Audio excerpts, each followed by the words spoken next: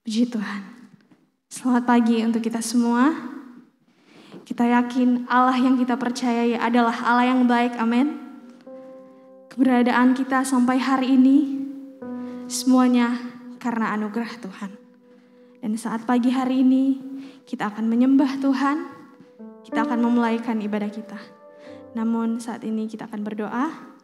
Mari kita satu dalam doa.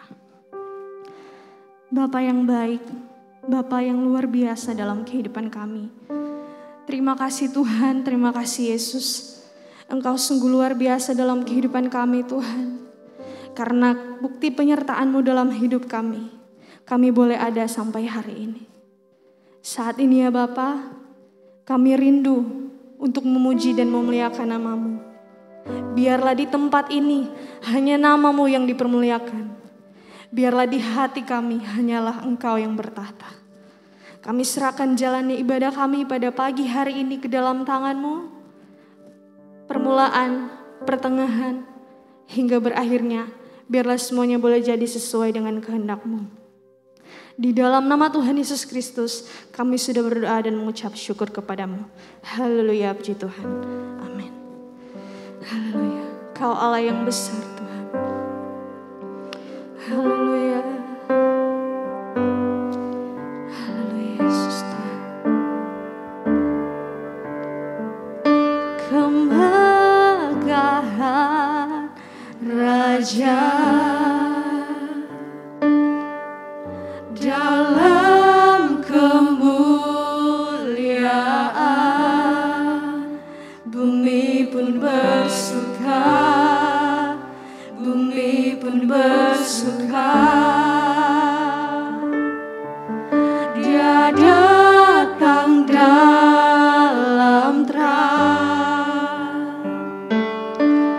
kegelapan pun sirna.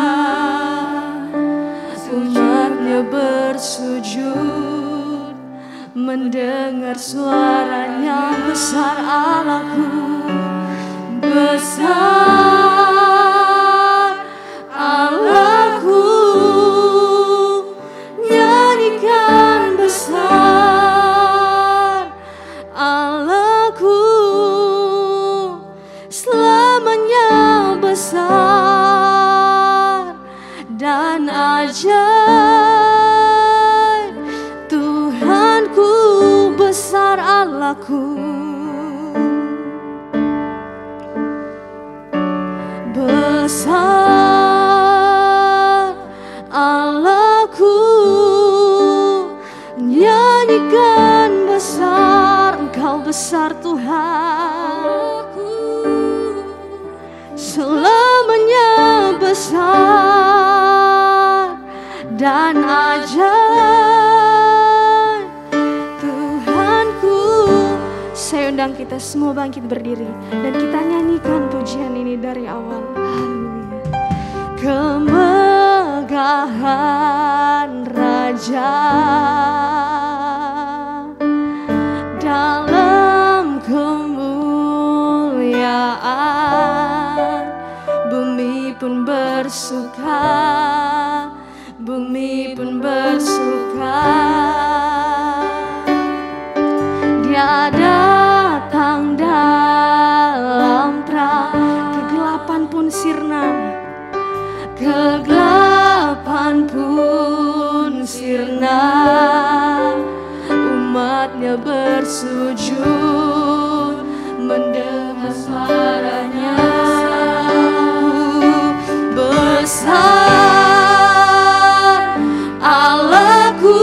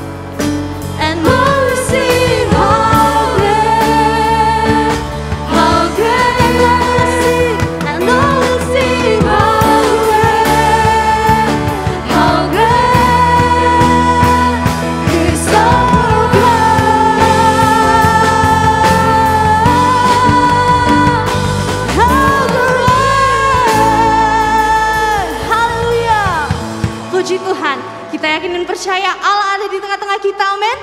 Kita akan bersorak bagi Dia, kita akan angkat tangan kita untuk memuji Dia. Haleluya, puji Tuhan.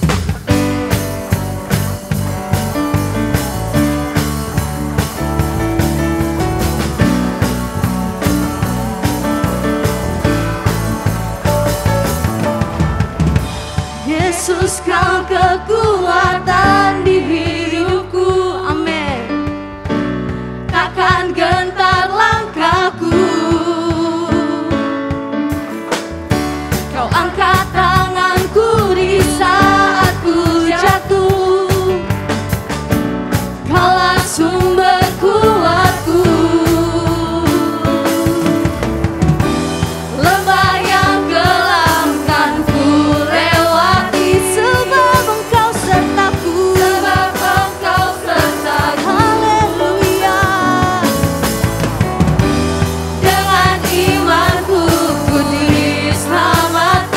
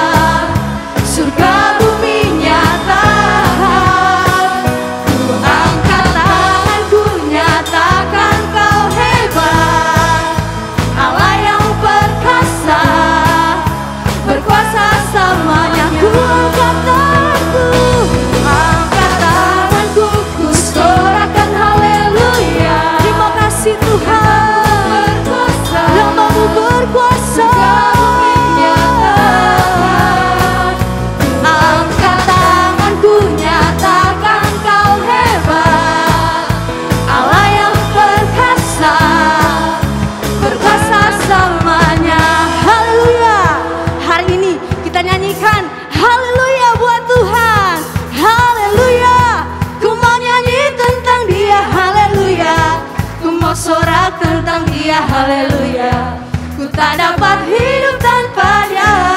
Amin. Sekarang ku adalah ciptaan baru, dan ku hidup dalam keselamatan, dan tak ada kutuk mengikatku. Puji Tuhan, haleluya, haleluya. Ku mau nyanyi tentang Dia, haleluya. Ku mau sorak tentang Dia, haleluya. Ku tak dapat hidup tanpa Dia. Sekarang ku adalah ciptaan baru, dan ku hidup dalam keselamatannya. Tak ada kutuk mengikatku. Puji Tuhan. Jemaat saja yang nyanyikan pujian ini. Haleluya. Ku mau nyanyikan. Boleh sambil angkat tangannya. Ku mau sorak tentang Dia, haleluya. Ku tak dapat hidup tanpa Dia. Haleluya, kami tak bisa hidup tanpa Engkau Tuhan. Haleluya. Dan ku hidup dalam keselamatan, dan tak ada kutuk mengikatku. Puji Tuhan, haleluya, haleluya. Ku mau nyanyi tentang Dia, haleluya. Ku mau sorak tentang Dia, haleluya. Ku tak dapat hidup tanpa Dia. Sekarang ku adalah ciptaan baru, dan ku hidup dalam keselamatannya. Tak ada kutuk mengikatku. Puji Tuhan. Tak ada kutuk mengikat kita, dan tak ada kutuk mengikatku. Puji Tuhan lagi. Dan tak ada kutuk mengikatku. Puji Tuhan. Sama-sama katakan haleluya. Beri kemuliaan bagi Tuhan. Haleluya. Jemaat dipersilakan duduk. Saat ini mari kita akan mempersiapkan hati dan pikiran kita untuk mendengarkan firman Tuhan. Buka hatimu untuk diisi dengan kebenaran firman Tuhan. Biarlah pikiran Tuhan ada dalam pikiran kita. Biarlah hati Tuhan ada dalam hati kita. Roh Kudus, mengalirlah di tempat ini. Mengalirlah dalam setiap hati kami. Pulihkan yang harus dipulihkan dalam hidup kami. Kami butuh Engkau. Haleluya Yesus. Mengalirlah kuasa Roh Kudus. Amin. Mengalirlah di tempat ini. Mengalirlah, oh Roh Kudus.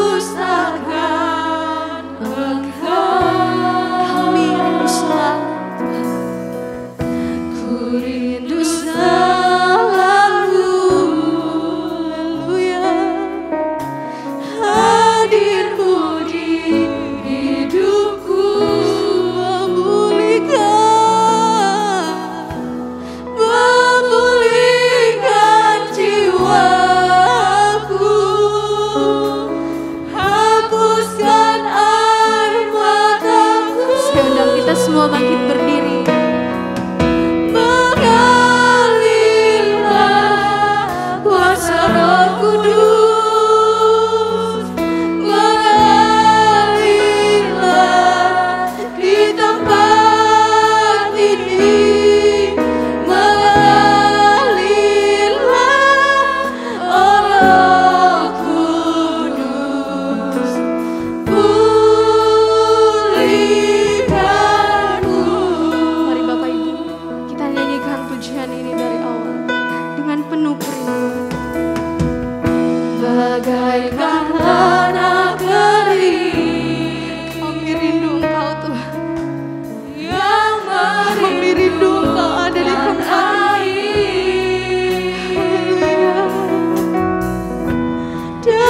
demikianlah jiwaku haus akan Engkau. Ku rindu selalu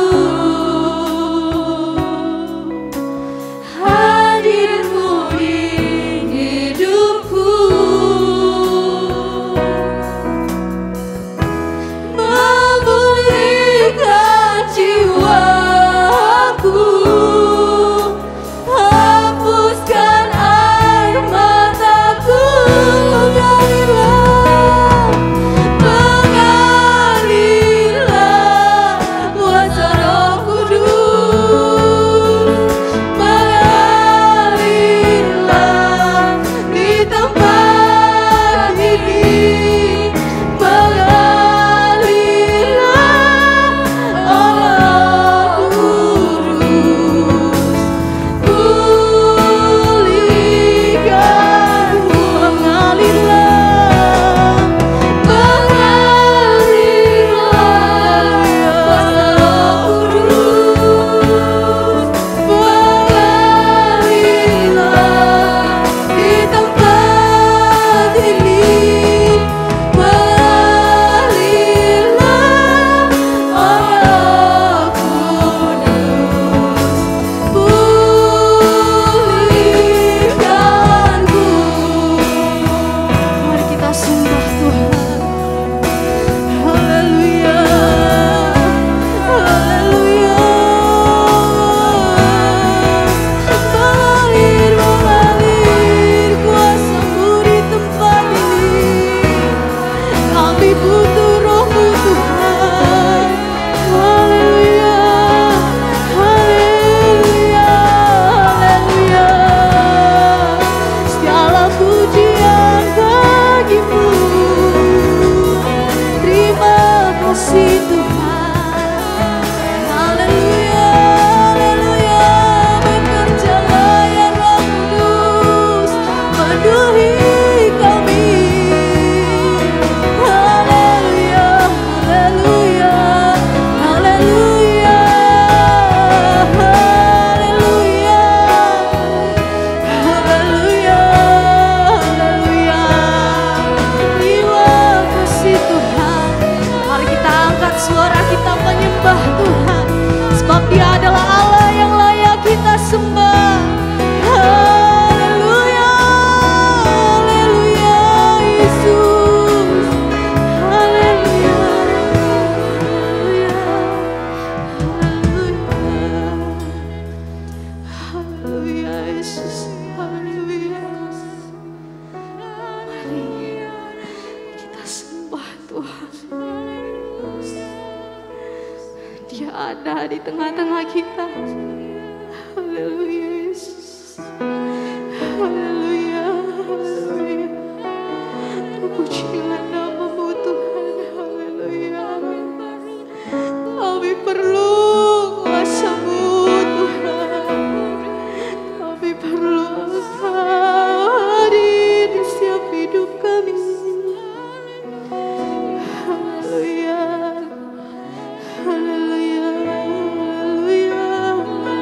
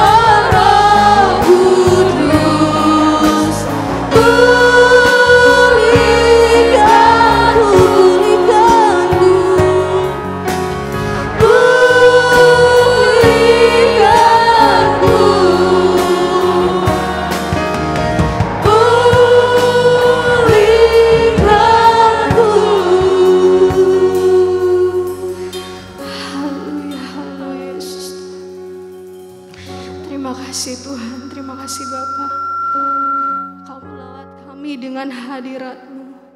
Kami rasakan Engkau ada di tempat ini Tuhan. Kami rasakan Engkau hadir di setiap hati kami Tuhan. Tadi kami sudah memuji dan memuliakan nama-Mu. Tiba saatnya kami dibekali dengan kebenaran-Mu Tuhan. Berbicaralah lewat hamba-Mu Tuhan. Urapi dia Tuhan.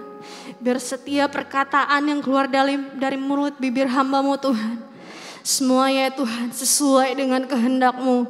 Jadikan kami Tuhan pendengar-pendengar-Mu yang setia, bahkan pelaku-pelaku-Mu yang setia. Terima kasih Tuhan, terima kasih Yesus. Kami buka hati kami dan kami siap menerima firman-Mu. Dalam nama Tuhan Yesus Kristus. Haleluya, puji Tuhan. Amin.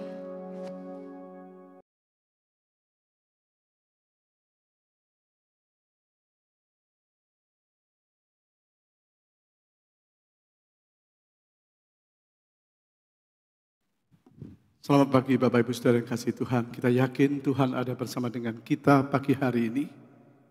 Kita percaya Tuhan ada bersama dengan kita.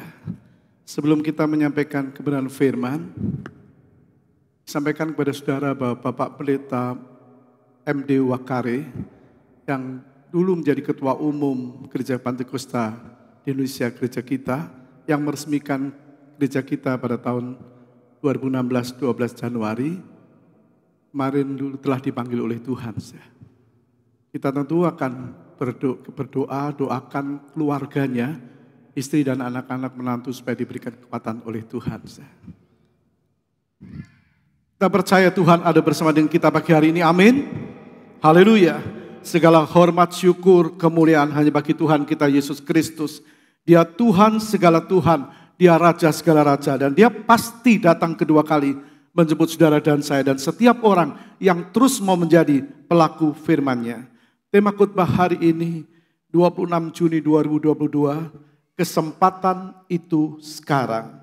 Kesempatan itu sekarang. Mari kita buka dalam Mazmur 103 ayat 15 sampai 16 yang berkata, adapun manusia hari-harinya seperti rumput, seperti bunga di padang, demikianlah ia berbunga. Apabila angin melintasinya, maka tidak ada lagi ia dan tempatnya tidak mengenalnya lagi. Adapun manusia hari-harinya seperti rumput, seperti bunga di padang, demikianlah ia berbunga. Apabila angin melintasinya, maka tidak ada lagi dia dan tempatnya tidak mengenalnya lagi. Kesempatan itu sekarang. Kesempatan itu sekarang artinya bukan besok atau lusa, bukan besok atau lusa, sekarang. Kalau kita melihat, sudah bisa melihat kesempatan itu sekarang, artinya bukan besok atau lusa, tapi sekarang. Yang kedua, kenapa kesempatan itu sekarang? Belum tentu kesempatan itu datang kembali. Belum tentu kesempatan itu datang kembali. Bisa aja lewat, dan tidak akan terulang kembali untuk seseorang atau banyak orang.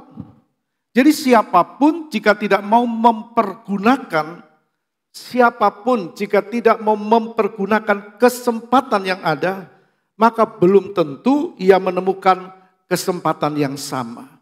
Sekali lagi kita melihat kesempatan itu sekarang, kenapa? Artinya bukan besok atau lusa, tapi sekarang.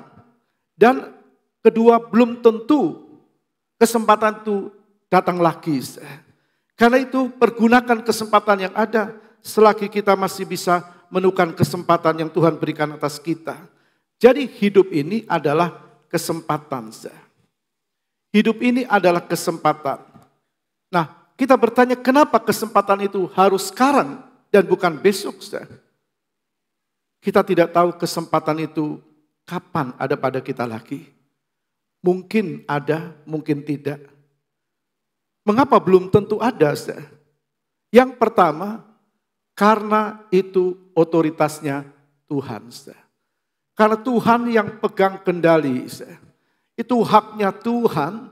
Tuhan mau berikan kesempatan kepada seseorang, kepada si A atau kepada si B.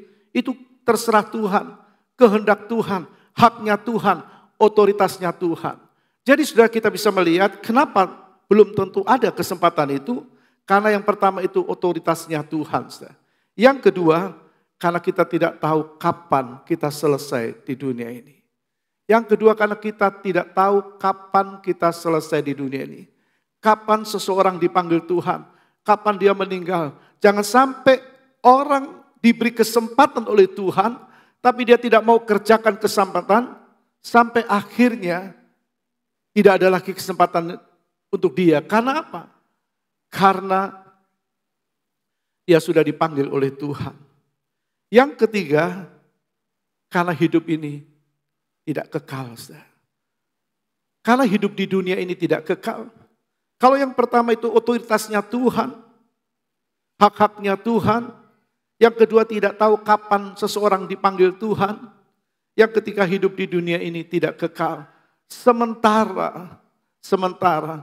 Oleh karena kita tahu semua yang ada di dunia ini akan lenyap.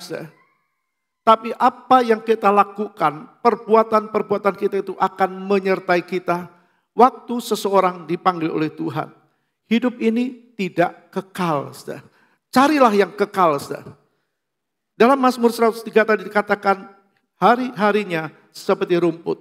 Manusia hari-harinya seperti rumput.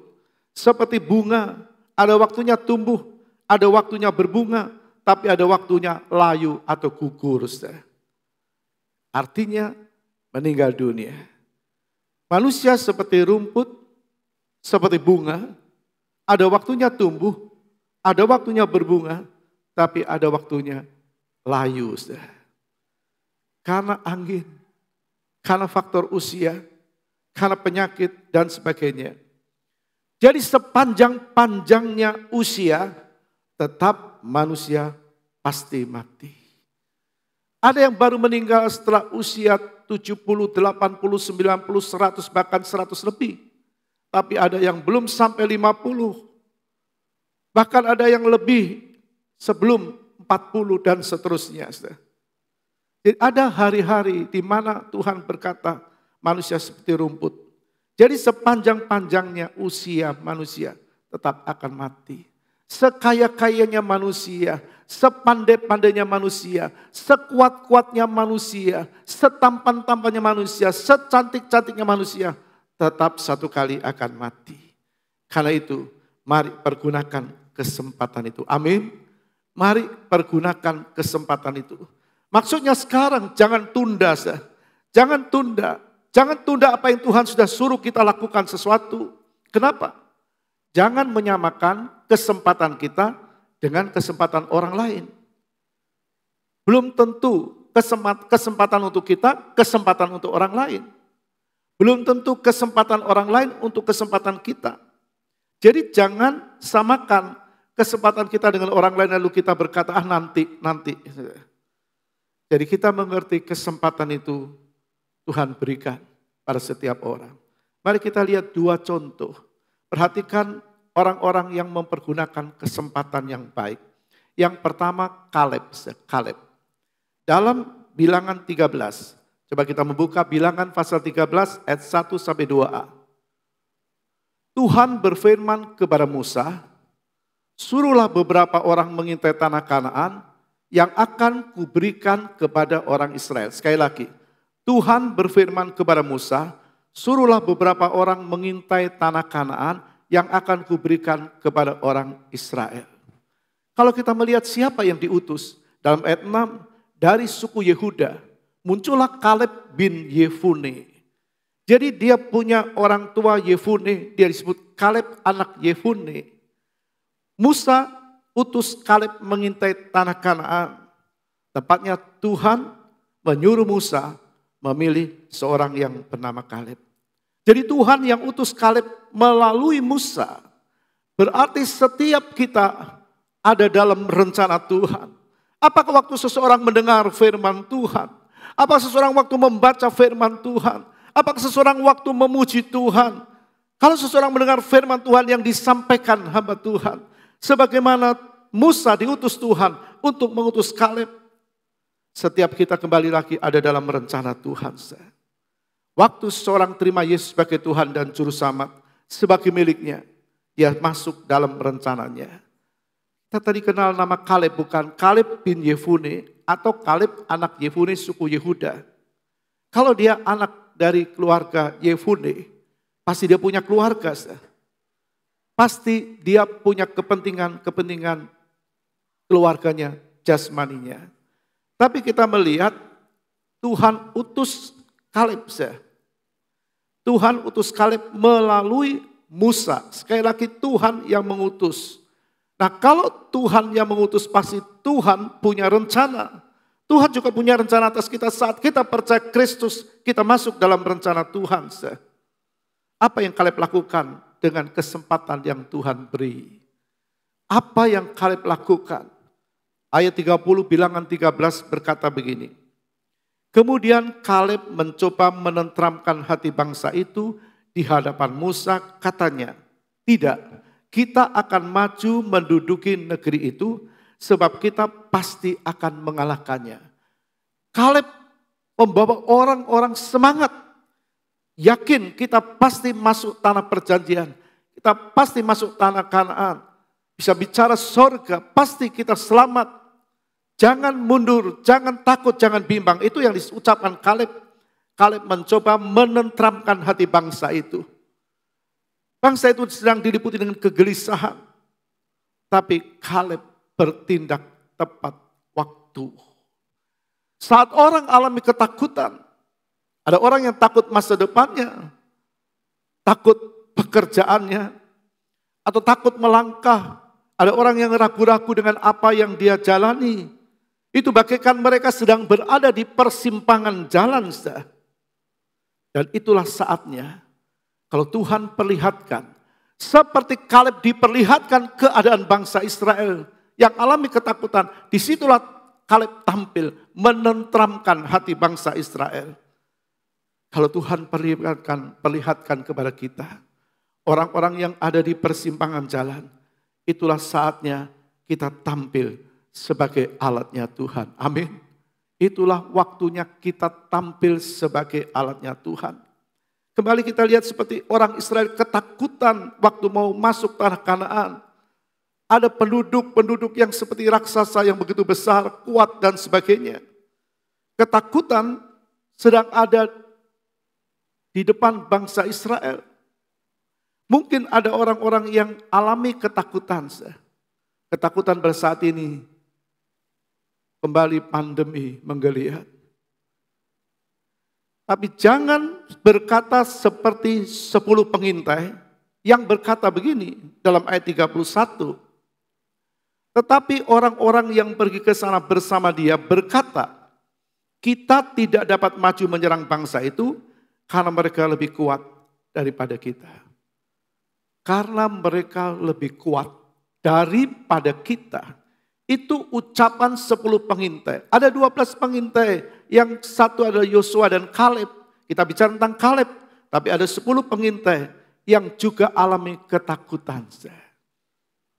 Tapi orang-orang yang pergi ke sana bersama dia berkata, kita tidak dapat maju menyerang. Tidak dapat maju. Nah, ada orang-orang yang berkata, gak usah ibadah. Di rumah saja. Yang penting kita ibadah. Ya kalau ibadah. Kalau benar-benar ibadah online. Kalau tidak. Ada orang-orang yang merasa ibadah online lebih baik. Ada orang yang beribadah dengan online. Dia bisa mengenakan pakaian semaunya. Bahkan kalau perlu dia bisa makan makanan kecil. Minum minuman. Sambil mendengarkan firman. Kalau dia merasa tidak cocok, dia bisa matikan, dia klik matikan TV atau ponselnya. Ada orang-orang yang ikuti, meskipun ada ikuti yang benar, tapi pasti ada ikuti yang tidak benar. Bahkan ada orang yang merasa tidak ibadah, tidak bersalah. Artinya kita melihat justru saat-saat ini, itu ada saat penyaringan. Waktu belum pandemi, di gereja lokal hanya jemaat yang mendengarkan. Banyak yang hadir. Dan tapi akhirnya ada pandemi. ada yang tidak lagi beribadah. Mungkin online tapi ada yang tidak sungguh-sungguh. Ada yang merasa tidak bersalah tidak online. Pada saat pandemi. Tapi ada orang-orang yang mengkuatkan dirinya. Sebab ibadah itu adalah keharusan. Orang beribadah kepada Tuhan dalam Keluaran 23 dikatakan, beribadahlah kepadaku, aku akan menjauhkan penyakit daripadamu, aku akan memberkati roti makananmu dan air minumanmu. Kembali kita lihat, saudara, ada orang-orang yang alami ketakutan. Disitulah waktunya Kaleb tampil. Begitu juga dengan kita. Saat pandemi, orang lain bisa mendengarkan jarak yang jauh di luar kota, bahkan di luar pulau bisa tahu, bisa mendengarkan firman Tuhan di mana-mana tempat, juga dari tempat ini. Tapi kita mengerti ada segi positif negatif, itu penyaringan anak-anak Tuhan. Apakah sungguh-sungguh kepada Tuhan atau tidak? Inilah kesempatan untuk menjadi alatnya Tuhan.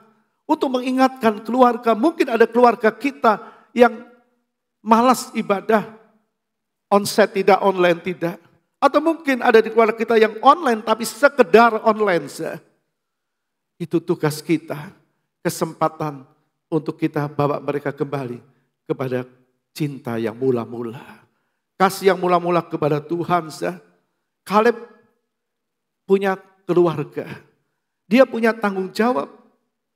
Mungkin keluarganya berkati, hati-hati Kaleb ada keturunan raksasa. Kaleb manusia biasa. Tidak lepas dari logika. Tapi kita tahu Kaleb tidak pernah mundur. Kaleb punya iman yang kuat. Kaleb punya iman melebihi apa yang dia lihat. Itu yang Tuhan mau. Bukan berarti sengaja. Bukan berarti sengaja. Kaleb punya iman melebihi apa yang dia lihat. Dia lihat ada keturunan raksasa. Dia tahu penduduk Kanaan. Orang-orang yang tinggi besar. Dan Tuhan suruh masuk dan kalahkan penduduk Kanaan. Tapi Kaleb punya iman melebihi apa yang dia lihat. Ada orang melihat, dia mundur karena apa yang dia lihat. Dia mundur karena apa yang dia rasakan. Coba sudah lihat tiap minggu. Tidak seperti sebelum pandemi, bukan? Apakah kita mau berpangku tangan? Tuhan beri kita kesempatan yang mungkin tidak kita terima kembali kesempatan itu. Karena hidup di dunia ini tidak kekal. Kaleb punya iman yang kuat melebihi apa yang dia lihat. Ini yang Tuhan mau. Ini yang Tuhan mau. Dia punya komitmen. Apapun yang dia hadapi, dia yakin dia hadapi bersama Tuhan. Kaleb yakin, dia bilang tidak, kita pasti masuk. Dia punya iman, dia yakin dia masuk bersama dengan Tuhan. Begitu juga dengan kita, apapun yang kita alami, kita yakin Tuhan pasti tolong kita, amin. Bertepuk tangan bagi Tuhan. Hidup ini adalah kesempatan untuk jadi alatnya Tuhan. Jangan pasif, jangan pasif. Harus aktif, kalau Yesus tidak lama lagi datang yang kedua kali. Aktif. Pakai hidup ini untuk jadi alatnya Tuhan. Hidup ini adalah kesempatan untuk juga menangkan banyak jiwa bagi Tuhan. Membuat orang yang tidak setia jadi setia. Membuat orang yang tidak kenal Tuhan menjadi kenal Tuhan. Dalam Matius 28 ayat 19a. Matius 28 ayat 19a. Karena itu pergilah. Jadikanlah semua bangsa muridku. Karena itu pergilah, jadikan semua bangsa muridku. Pergi. Tuhan bilang pergi. Sampaikan berita keselamatan. Kepada siapa? Kepada semua orang, termasuk keluarga-keluarga kita. Kita tahu, kita semua yang mengerti keadaan keluarga kita. Sampai saat ini bagaimana dengan mereka? Apakah mereka benar-benar beribadah kepada Tuhan? Benar-benar imannya kuat atau tidak? Itu kesempatan bagi kita. Jadi alatnya Tuhan. Kita coba lihat yang kedua Yunus. Yunus 1 ayat 1 sampai 3. Yunus 1 ayat 1 sampai 3. Datanglah firman Tuhan kepada Yunus bin Amittai demikian. Bangunlah, pergilah ke Niniwe, kota yang besar itu, berserulah terhadap mereka karena kejahatannya telah sampai kepadaku. Pergilah ke Niniwe karena kejahatan kota Niniwe telah sampai kepadaku. Tetapi Yunus bersiap untuk melarikan diri ke Tarsis. Jauh dari hadapan Tuhan, ia pergi ke Yafo dan mendapat di sana sebuah kapal yang akan berangkat ke Tarsis. Ia membayar biaya perjalanannya, lalu naik kapal itu untuk berlayar bersama-sama dengan mereka ke Tarsis jauh dari hadapan Tuhan. Jadi kita melihat Tuhan berkata dengan jelas, Yunus pergi ke Niniwe. Yunus layani aku. Yunus selamatkan kota Niniwe. Tapi kita melihat Yunus tidak melakukan kehendak Tuhan. Tuhan suruh Yunus lakukan kehendaknya, kehendak Tuhan, pergi ke Niniwe.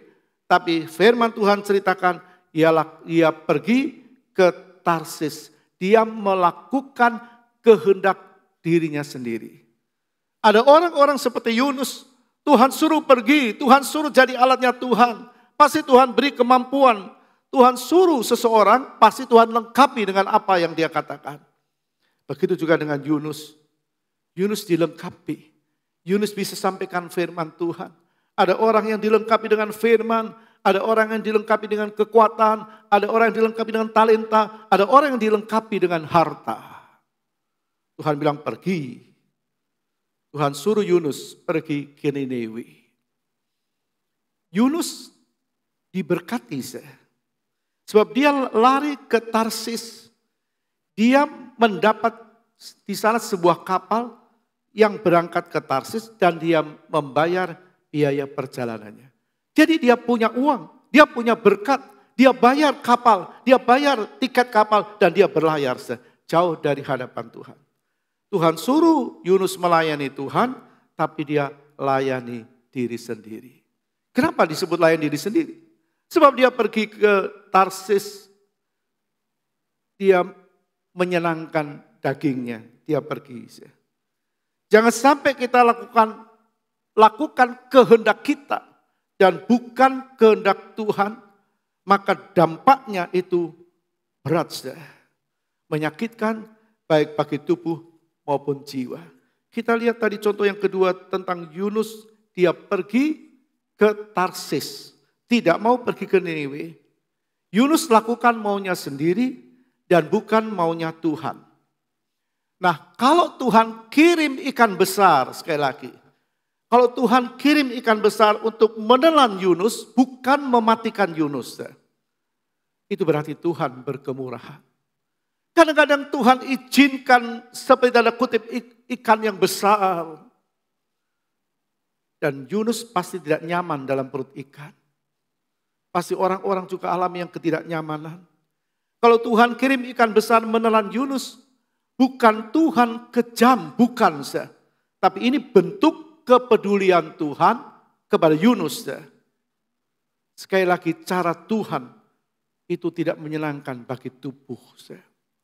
Yunus suruh pergi ke Niniwe, dia harus pergi ke Niniwe, dia harus berjalan ke Niniwe, tapi dia naik kapal ke Tarsis.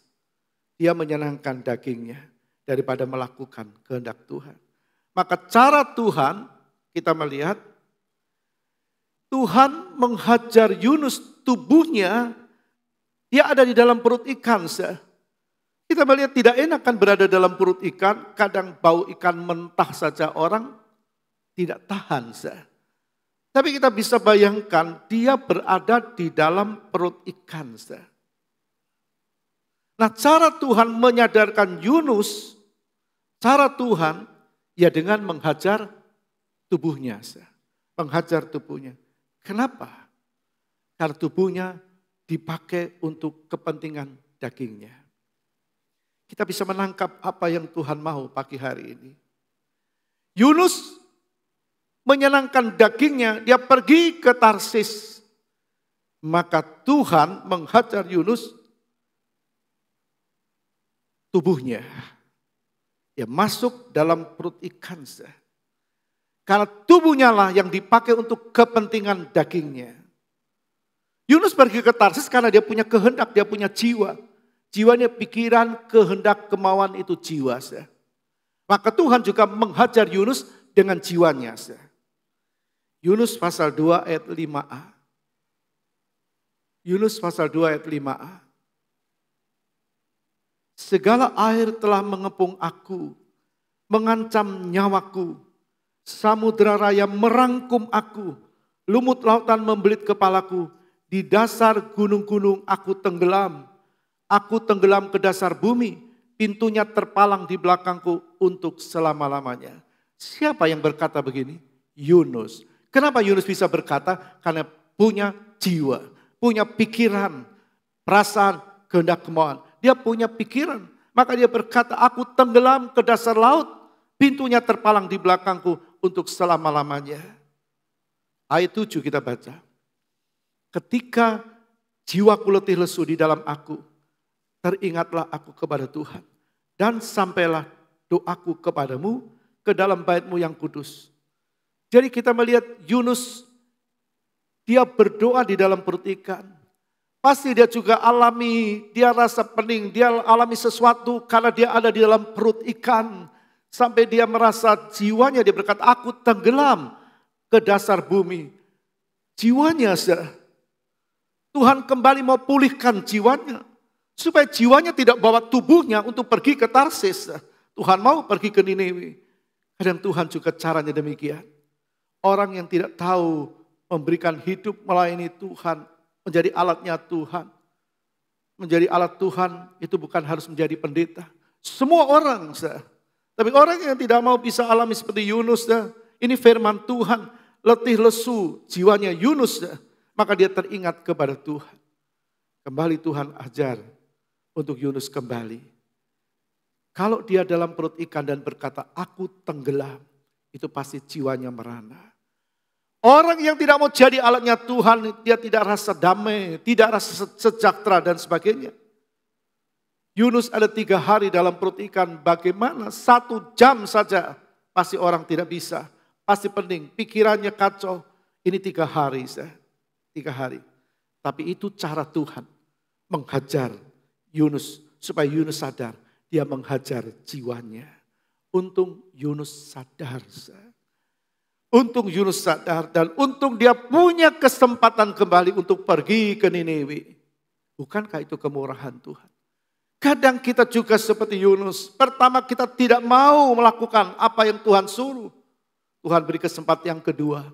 Yunus mau. Tapi kalau Yunus tidak mau, habislah Yunus. Kita lihat di sini, Yunus sadar justru sesudah berada dalam perut ikan. Justru setelah alami tubuhnya ada di dalam perut ikan, jiwanya merana. Jangan kita sampai alami sesuatu yang membuat kita tidak sejahtera. Yunus 2 ayat 1 berkata, berdoalah Yunus kepada Tuhan Allahnya dari dalam perut ikan itu. Berdoalah Yunus dalam perut ikan itu. Teriakan jiwanya. Jiwa itu pikiran, perasaan. Kalau dia berteriak, berarti ada sesuatu yang tidak membuat dia bisa damai sejahtera. Lalu ayat 10, Tuhan untung berkemurahan. Kalau kita lihat ayat 10 dikatakan begini. Ayat 10. Lalu berfirmanlah Tuhan kepada ikan itu, dan ikan itu pun memuntahkan Yunus ke darat. Lalu berfirmanlah Tuhan kepada ikan itu, Tuhan mampu menyuruh ikan itu kembali. Muntahkan Yunus. Siapa yang suruh, siapa yang membuat ikan itu menelan Yunus? Tuhan. Siapa yang suruh memuntahkan Yunus ke darat? Juga Tuhan. Karena itu kesempatan. Kesempatan. Hidup ini adalah kesempatan. Hidup ini adalah kesempatan untuk menjadi alatnya Tuhan. Amin.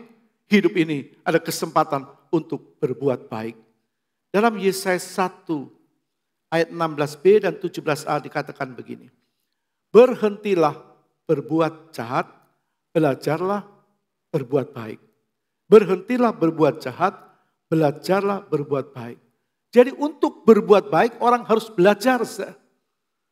Tidak langsung dia mampu berbuat baik kalau tanpa dia belajar. Belajar kepada siapa? Belajar kepada Tuhan, belajar kepada firman-Nya. Maka dia mampu melakukan perbuatan baik.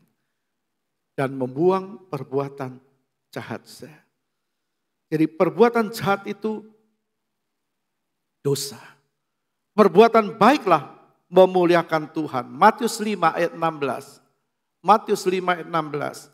Demikianlah hendaknya terangmu bercahaya di depan orang, supaya mereka melihat perbuatanmu yang baik dan memuliakan Bapamu yang di sorga. Hendaklah terangmu bercahaya di depan orang, memberkati orang, menjadi penerang bagi orang. Orang tidak akan terantuk jalannya karena ada terang melalui kita, terang Tuhan. Hendaklah terangmu bercahaya di depan orang, supaya mereka melihat perbuatanmu yang baik. Supaya mereka melihat perbuatanmu yang baik. Bukan yang jahat, yang baik dan memuliakan Bapamu yang di surga. Jadi perbuatan baik itu jadi teladan di mata Tuhan. Perbuatan baik itu memuliakan Tuhan. Perbuatan baik itu teladan. Titus 2 ayat 7. Dan jadikanlah dirimu sendiri teladan dalam berbuat baik. Teladan dalam berbuat baik. Kalau seseorang berbuat baik, dia menjadi teladan bagi banyak orang. Kalau dia berbuat baik, dia memuliakan Tuhan. Orang yang berbuat baik itu bukan cuma jadi teladan, bukan cuma katakan memuliakan Tuhan, tapi orang yang berbuat baik itu berasal dari Tuhan. Kita baca 3 Yohanes 11. Saudaraku yang kekasih, janganlah meniru yang jahat, melainkan yang baik. Barang siapa berbuat baik, ia berasal dari Allah. Tetapi barang siapa berbuat jahat, ia tidak pernah melihat Allah. Barang siapa berbuat baik, ia berasal dari Allah. Ada seorang yang bernama Demetrius. Demetrius ini orang yang suka berbuat baik. Yang menyatakan bukan dirinya. Bukan dia berkata ini loh aku orang baik. Enggak. Tidak perlu menjadi baik dan menjadi orang baik dan melakukan sesuatu yang baik, tidak perlu mengatakan dirinya kepada orang lain, aku loh orang baik, tidak. Tapi orang lain yang menilai, orang lain yang mengatakan, kita baca ayat 12. Ayat 12. Tentang Demetrius, semua orang memberi kesaksian yang baik. Semua orang memberi kesaksian yang baik. Malah kebenaran sendiri itu firman. Memberi kesaksian yang demikian. Dan kami juga memberi kesaksian yang baik tentang dia. Dan engkau tahu bahwa kesaksian kami adalah benar. Jadi kita lihat orang yang berbuat baik. Bisa dilihat oleh orang. Bukan cuma bisa didengar. Tapi bisa dilihat. Dan bisa dinikmati oleh banyak orang. Kita bisa lihat di sini. Demetrius. Orang-orang lain diberkati. Kehadirannya memberkati banyak orang. Sekarang marilah kita. Di mana kita berada. Biarlah kehadiran kita. Memberkati banyak orang. Menjadi berkat bagi orang. Dinanti banyak orang. Kita tahu bahwa Ayub waktu dia pergi. Orang-orang muda menaruh hormat. Orang-orang tua menghormati dia. Karena dari mulut Ayub ada kata-kata, ada nasihat, ada berkat, ada ucapan-ucapan membangun, ada firman. Maka Ayub waktu dia berjalan, orang menyukai kehadirannya. Bahkan kalau sesuatu dilakukan dengan baik, menurut Tuhan, kesempatan yang baik, melakukan yang baik, dinilai oleh Tuhan, dicatat Tuhan, bukan pada waktu orang itu masih hidup, sampai meninggal pun. Wahyu 14 ayat 13. Wahyu 14 ayat 13. Dan aku mendengar suara dari sorga berkata, tuliskan, berbahagialah orang-orang mati yang mati dalam Tuhan. Sejak sekarang ini, sungguh kata roh, supaya mereka boleh beristirahat dari jerih lelah mereka. Karena segala perbuatan mereka menyertai mereka. Kalau perbuatan itu menyertai orang-orang yang berbuat baik sampai dia meninggal, berarti perbuatannya dicatat oleh Tuhan. Amin. Tuhan mencatat setiap perbuatan baik atau tidak baik dan semua harus mempertanggungjawabkan di hadapan Tuhan. Jadi dicatat oleh Tuhan. Semua yang lakukan yang terbaik. Bahkan dikatakan karena segala perbuatan mereka menyertai mereka. Kalau kita tidak jemu-jemu dalam Galatia 6. Kalau kita terus lakukan yang baik. Kalau kita tidak jemu-jemu untuk Tuhan dan pekerjaannya. 1 Korintus 15 ayat 58. Karena itu saudara-saudaraku yang kekasih, berdirilah teguh, jangan goyah. Dan giatlah selalu dalam pekerjaan Tuhan. Sebab kamu tahu bahwa dalam persekutuan dengan Tuhan, jerih payahmu tidak sia-sia. Apa yang kita perbuat untuk manusia mungkin orang bisa melupakan. Apa yang di dunia ini bisa sia-sia. Tapi kalau kita untuk lakukan sesuai firman, itu dicatat oleh Tuhan. Dan pasti dia akan berikan pahala waktu dia datang yang kedua kali. Begitu juga perbuatan yang jahat. Pasti Tuhan akan minta pertanggungan jawab. Kita melihat, tadi saya bilang 2 contoh, kita lihat 3 contoh. 1 Rahab. Yang ketiga Rahab. Rahab, Yosua 1 ayat 2. Yosua 1 ayat 2, coba kita baca, kita lihat dalam Yosua 1 ayat 2 tentang Rahab.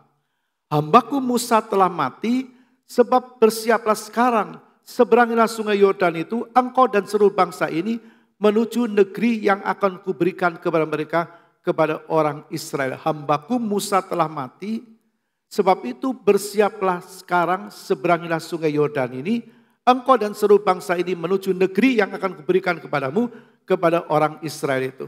Jadi Tuhan berfirman kepada Yosua untuk membawa umat Israel pergi sampai ke tanah Kanaan. Sekali lagi Tuhan berfirman kepada Yosua untuk masuk tanah Kanaan bersama umat Tuhan. Nah kan sebelum masuk tanah Kanaan harus melewati kota yang bernama kota Yeriko. Karena itu Yosua utus 2 orang pengintai untuk lihat kota Yeriko. Karena Yeriko ini terkenal kekuatannya. Katakan benteng yang mengelilingi, tembok mengelilingi kota Yeriko ini tebal sekali. Kita lihat dalam Yosua 2 ayat 1a berkata begini. Yosua bin Nun dengan diam-diam melepas dari Sitim 2 orang pengintai, katanya, pergilah, amatilah negeri itu dan kota Yeriko. Kuat secara katakan jasmani itu kota Yeriko begitu kuat. Waktu 2 pengintai yang diutus oleh Yosua masuk ke Yeriko, mereka terpantau.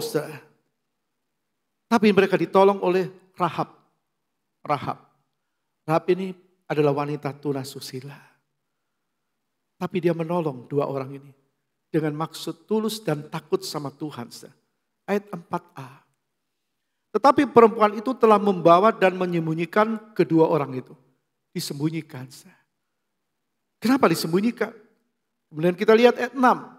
Tetapi perempuan itu telah menyuruh keduanya naik ke suatu rumah dan menyembunyikan mereka di bawah timbunan batang rami yang ditebarkan di atas sotoh itu. Perempuan ini berupaya supaya 2 pengutus ini tidak tampak dan tidak ditangkap oleh orang-orang Yeriko, oleh pasukan-pasukan Yeriko. Nah kita bertanya kenapa Rahab, seorang yang tidak baik perbuatannya, menolong mereka? Yang pertama, karena Rahab tahu kota Yeriko akan dikalahkan. Akan dikalahkan kota Yeriko.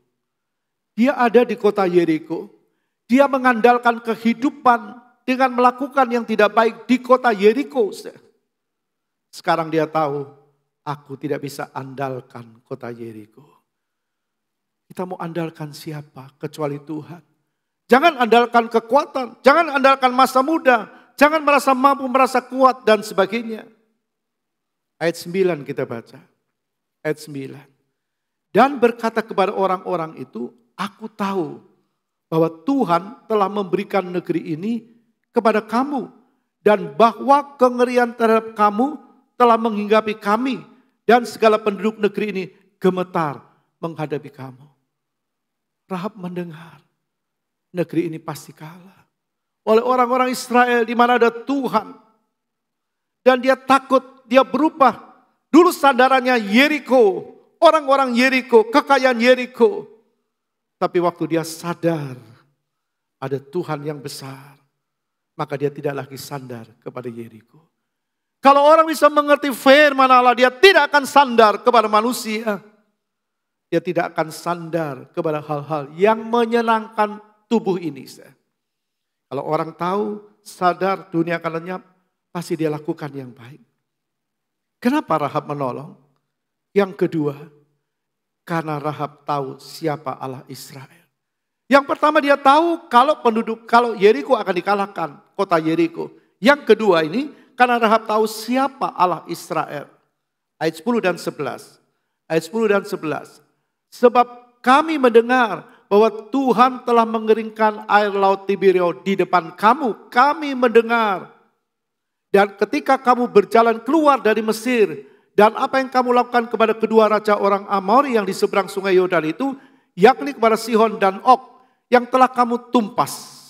Ketika kami mendengar itu, tawarlah hati kami, dan jatuhlah semangat setiap orang menghadapi kamu. Sebab Tuhan Allahmu ialah Allah di langit di atas dan di bumi di bawah. Seorang yang tidak baik, tunasusila, berubah menjadi percaya kepada Tuhan. Firman Allah memang benar. Ada banyak orang akan alami pemulihan hari-hari ini. Kalau melihat dia Rahab, siapa dia? Orang berkata tidak mungkin, tidak mungkin. Tapi dia percaya kepada Tuhan. Yesus berkata, kalau rohanimu tidak melebihi orang Farisi, engkau tidak bisa masuk ke dalam kerajaan surga. Dan orang-orang seperti pemungut cukai dan orang-orang sundal, kata Yesus, akan mendahului kamu. Bukan berarti kita didahului, tidak. Kalau kita tidak menjadi pelaku firman, maka mereka pasti lebih dahulu. Yang dahulu jadi terkemudian, yang terkemudian jadi yang terdahulu. Rahab tahu siapa Allah Israel. Ketika kami mendengar, tawarlah hati kami, jatuhlah semangat kami. Dulu sudah sandarannya kota Yeriko, orang-orang Yeriko, dan sebagainya. Tapi sekarang tidak. Kalau orang tahu dan kenal siapa Tuhan, pasti hidupnya berubah. Tuhan tidak lihat masa lalu, tapi Tuhan mau lihat sekarang ini. Rahab hidupnya berubah. Dia sembunyikan itu bukan maksud yang jahat. Karena dia tahu siapa Allah yang disembah. Allah di langit, di atas, dan di bumi, di bawah. Yesus berkata dalam Matius 28 ayat 16, segala kuasa ada di dalam tanganku, segala kuasa ada di dalam tanganku, baik di sorga maupun di bumi. Jangan tinggalkan Tuhan, jangan lakukan yang tidak baik, lakukan yang baik. Amin, tepuk tangan bagi Tuhan. Jadi orang yang tahu siapa Tuhan, pasti dekat dengan Tuhan. Rahab ingin, dia mau tinggalkan yang lama, hidup yang lama. Dia mau keluarganya diselamatkan. Dia mau keluarganya tidak alami kematian. Orang yang tahu siapa Tuhan, orang yang kenal Yesus Kristus, dia tidak mau hanya dirinya yang selamat. Seperti Rahab, dia tidak mau cuma dirinya yang selamat. Dia mau keluarganya juga selamat. Rahab ingin keluarganya diselamatkan. Begitu juga dengan kita. Tuhan ingin keluarga kita juga terhindar dari kematian kekal. Dan hidup ini adalah kesempatan. Apakah kita mau menjadi kepanjangan tangan Tuhan? Menjadi alatnya Tuhan. Dan pada waktu itu, dua pengintai bilang harus ada tali warna kermisi. Tali warna kermisi itu harus tergantung atau digantungkan di pintu rumah Rahab. Sebagai tanda dia akan selamat. Dan warna kermisi ini warna merah, warna darah. Artinya bicara keselamatan itu hanya ada di dalam Yesus Kristus. Jangan biarkan anak-anakmu pergi sesuai dengan kerinduannya, sesuai dengan keinginannya, menempuh jalannya sendiri. Yesus berkata, Akulah jalan, kebenaran, dan hidup. Tidak ada seorang pun yang sampai kepada Bapa tanpa melalui aku. Selamatkan, rebut keluarga, rebut anak-anak untuk tetap setia kepada Tuhan. Dan benar Rahab dan keluarganya diselamatkan dari kematian. Yosua 6 ayat yang ke-23. Lalu masuklah kedua pengintai muda itu dan membawa keluar Rahab dan ayahnya, ibunya, saudara-saudaranya, dan semua orang yang bersama-sama dengan dia. Lalu masuklah kedua pengintai muda itu dan membawa keluar Rahab dan ayahnya, ibunya, saudara-saudaranya, dan semua orang yang bersama-sama dengan dia. Bahkan seluruh kaumnya dibawa mereka keluar. Lalu mereka menunjukkan kepada tempat tinggal di luar perkemahan Israel. Saudara lihat, Rahab mendapatkan keselamatan, dia dapat janji. Karena engkau menolong aku, engkau pasti selamat. Tapi harus ada tanda darah. Rahab minta, tolong selamatkan aku waktu Yeriko hancur. Selamatkan aku, baik. Karena engkau sudah menolong aku, engkau pasti selamat. Tapi ada tanda darah. Keselamatan bukan jasa orang lain. Kita berbuat baik itu Tuhan mau. Orang berbuat baik sama kita Tuhan juga inginkan. Tapi bukan dari kita, bukan. Tapi keselamatan itu dari Yesus Kristus. Mari pergunakan waktu, kesempatan ini. Hidup adalah kesempatan. Kesempatan itu bukan besok atau lusa. Kesempatan itu sekarang. Jangan sampai orang sadar tapi terlambat. Jangan sampai orang sadar tapi terlambat. Dalam Injil Lukas pasal 16 ayat 24 kita membaca. Lalu ia berseru katanya, Bapa Abraham, kasihanilah aku. Suruhlah Lazarus supaya ia mencelupkan ujung jarinya ke dalam air. Dan menyejukkan lidahku sebab aku sangat kesakitan dalam nyala api ini. Kita lihat orang kaya yang tidak bertobat masuk ke dalam neraka. Bukan orang kaya masuk neraka yang tidak bertobat. Lazarus yang miskin masuk surga. Bukan semua orang miskin masuk surga. Apakah percaya kepada Kristus atau tidak? Jangan sampai sadar baru terlambat. Dan kita tahu, kita ingat keselamatan keluarga kita, tapi jangan sampai terlambat. Jangan sampai terlambat. Kita baca ayat 27 dan 28. Ayat 27 dan 28. Kata orang itu, kalau demikian, aku minta kepadamu Bapa, supaya engkau menyuruh dia ke rumah ayahku, sebab ada 5 orang saudaraku, supaya ia memperingati mereka dengan sungguh-sungguh, agar mereka jangan masuk kelak ke dalam tempat penderitaan ini. Orang yang di dalam hukuman neraka, apakah bisa senang-senang? Tidak. Susah, sedih, menangis. Dan dia ingat saudara-saudaranya yang ada di dunia ini, yang belum bertobat. Tapi apakah Lazarus? Dia sedih, dia ingat di sorga tidak ada kesedihan. Kalau ada kesedihan bukan sorga, tapi kesedihan, tangisan, ratap tangis itu di dalam neraka. Jangan terlambat, jangan sadar sesudah terlambat. Sadarlah sebelum terlambat. Karena itu pergunakanlah waktu yang ada. Hidup ini kesempatan, hiduplah sesuai dengan kehendak Tuhan. Pasti ada pahala. Kalau Tuhan datang yang kedua kali. Amin. Tepuk tangan bagi dia. Tuhan berkati kita. Mari kita bangkit berdiri. Hidup ini adalah kesempatan. Hidup ini adalah kesempatan. Dan nyanyikan pujian ini. Dengan kesungguhan hati kita yakin Tuhan hadir. Tuhan ada.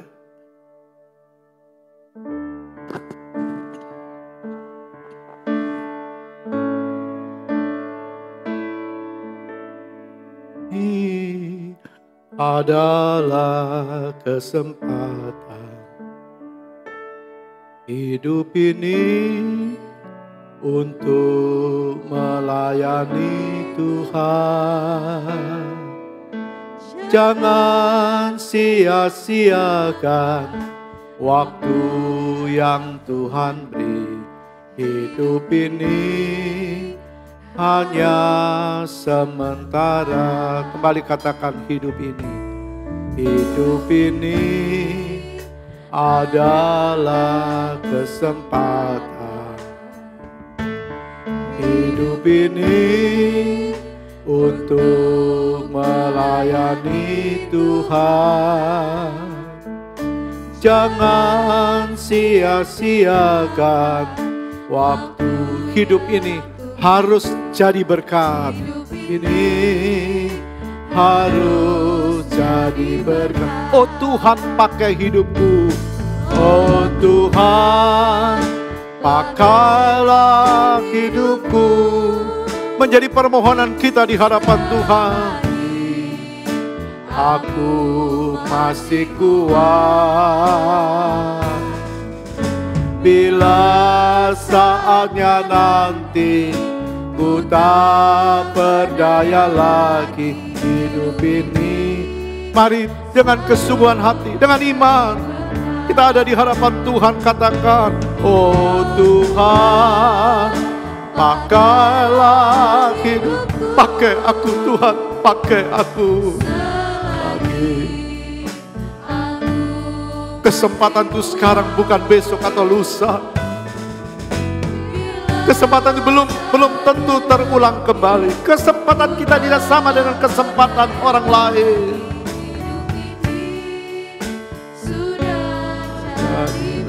Oh Tuhan, oh Tuhan, pakailah hidupku. Amin, haleluya. Selagi Pendeta David Yuwono berdoa, bila saatnya nanti ku tak berdaya lagi, hidup ini sudah jadi berkat. Oh Tuhan, pakailah hidupku. Selagi aku masih kuat, bila saatnya nanti ku tak berdaya lagi, hidup ini sudah jadi berkat. Dengan iman dari awal kita katakan, Haleluya. hidup ini adalah kesempatan. Nyanyikan dengan iman, Haleluya. rasakan kehadiran Allah pagi ini. Supaya benar-benar kebenaran firman-Nya jadi bagian kita dan kita menikmati kehadiran Allah. Hidup ini adalah kesempatan. Hidup ini untuk melayani Tuhan. Jangan sia-siakan waktu yang Tuhan beri. Hidup ini hanya sementara. Hanya sementara. Dengan lembut katakan, hidup ini, hidup ini adalah kesempatan. Hidup ini untuk melayani Tuhan. Jangan sia-siakan waktu yang Tuhan beri. Hidup ini harus jadi berkat. Sekali lagi. Hidup ini renungkan saat kau memuliakan Tuhan, dan Tuhan masih diberi kesempatan kepada kita pagi ini untuk melayani. Nyatakan satu ikrar yang indah kepada Tuhan. Jangan sia-siakan waktu. Bicaralah Tuhan. Tuhan beri. Bicaralah bagi umat-Mu. Hanya katakan dengan iman, oh Tuhan, oh Tuhan, pakailah hidupku. Amin. Selagi aku masih kuat, bila saatnya nanti ku tak berdaya lagi, hidup ini sudah jadi. Semua katakan, oh Tuhan pakailah hidupku. Oh Tuhan, Mari angkat kedua tangan kita kepada Tuhan. Sebagai satu ikrar kita pagi ini kepada si pemberi hidup dan masih memberikan kesempatan bagi kita untuk melakukan yang baik, untuk berbuat baik dan hidup di dalam kebenaran. Haleluya, haleluya. Jamah umat-Mu Tuhan. Sekali lagi dengan iman katakan, oh Tuhan. Jamah setiap hati umat-Mu pagi ini. Lawat umat-Mu pagi ini. Oh,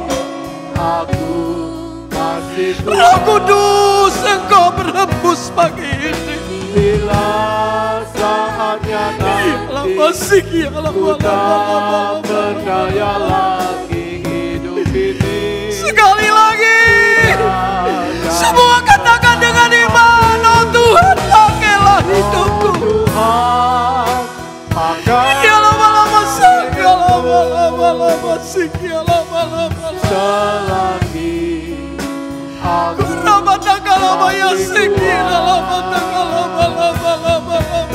bila saatnya nanti. Oh, luar biasa kesempatan yang masih Kau beri. Sudah jadi berkat. Hidup harus jadi berkat. Bila saatnya nanti ku tak berdaya lagi hidup ini. Sudah jadi Bila berkat. saatnya nanti, Bila saatnya nanti ku tak berdaya lagi hidup ini. Sudah jadi berkat. muliakan Tuhan. Tuhan yang ajaib, Tuhan yang besar, Tuhan yang menyelamatkan kita, Tuhan yang mengampuni kita, Tuhan yang dahsyat itu menyatakan kemurahannya bagi kita semua. Biarlah kesempatan yang ada pagi ini kami pergunakan dengan baik. Selagi Tuhan memberikan nafas dalam hidup ini, selagi Tuhan memberikan waktu untuk kami melakukan yang baik, kami boleh tampil sebagai laskar-laskar kebenaran-Mu. Kami tahu Tuhan, Engkau menghendaki kami menjadi mitra kerajaan-Mu. Engkau selamatkan kami bukan dengan sesuatu yang percuma dan sia-sia, tetapi dengan darah-Mu yang mahal. Engkau mengangkat hidup kami dari orang yang tidak berarti menjadi orang yang berarti, yang memuliakan Engkau.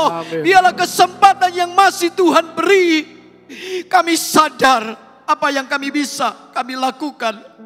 Kami boleh tampil menjadi terang dan garam bagi dunia. Kami boleh tampil menjadi terang dan garam bagi keluarga kami, lingkungan kami, dimanapun kami berada. Kami boleh menyampaikan kabar baik ini Tuhan, kabar keselamatan, kabar anugerah yang tidak terbatas kepada setiap orang untuk mereka percaya kepadamu. Tuhan, biarlah Demetrius rohani tampil di tempat ini. Menjadi orang-orang yang berkenan kepadamu. Amin. Menjadi jemaat-jemaat yang berlomba melakukan yang baik. Dengan talenta yang kami miliki, kami mau pakai untuk kemuliaan-Mu. Dengan waktu yang kami miliki, kami boleh menyampaikan kabar baik kepada banyak orang. Dengan harta yang Kau titipkan, kami mampu pakai untuk kemuliaan nama-Mu. Dan kami tahu kesempatan yang masih ada, kami pergunakan untuk memuliakan Engkau. Sebab ada kesempatan yang akan selesai dan tidak bisa kami pergunakan apa yang kami bisa. Selagi masih ada, kami mengerti kehendak-Mu. Kami belajar di dalam rencana-Mu. Dan kami percaya Tuhan, di situ kami akan melihat mujizat-mujizat Allah. akan mengiringi perjalanan kami. Bukan hanya di bumi kami diberkati, tapi selagi kami tinggalkan dunia ini, kami menikmati satu jaminan hidup yang kekal, jaminan hidup yang luar biasa. Kami menikmati surga. Karena selama kami hidup, kami boleh melakukan yang baik, kami boleh ambil kesempatan dengan baik, dan kami mempergunakan waktu dengan baik untuk memuliakan Engkau. Berkati hamba-Mu, biar kiranya otoritas dan wibawa Allah selalu mengiringi setiap pelayanan hamba-Mu, mendewasakan gereja-Mu di tempat ini. Dan kami percaya jemaat Alfa Omega akan semakin dibawa menjadi jemaat yang dewasa, jemaat yang mengerti kehendak-Mu, jemaat yang memperkenan Engkau. Dan kami percaya firman-Mu pagi ini akan menjadi berkat bagi kesemua, juga semua pembaca online yang mendengarkan berita kebenaran firman-Mu secara online. Tuhan juga memberkati. Urapan yang dari Engkau selalu menyertai langkah hidup hamba-Mu. Kesehatan yang dari Tuhan melingkupi hidup hamba-Mu. Dan kami percaya nama Tuhan dipermuliakan. Dan segala kemuliaan, kebesaran, kehormatan Engkau yang memiliki, hamba kembalikan kepadamu yang layak terima pujian dan hormat. Di dalam nama Tuhan Yesus, hamba sudah berdoa dan mengucap syukur. Terima kasih Bapa yang baik, terima kasih. Sekarang saudaraku yang dikasih Kristus, kita pulang dengan bawa berkat Allah Bapa, kasih sayang Yesus Kristus, dan persekutuan di dalam Roh Kudus, yaitu di dalam nama Tuhan Yesus Kristus. Pagi hari ini sampai Maranatha, Tuhan Yesus datang yang kedua kali. Semua yang percaya katakan amin. Tuhan berkati.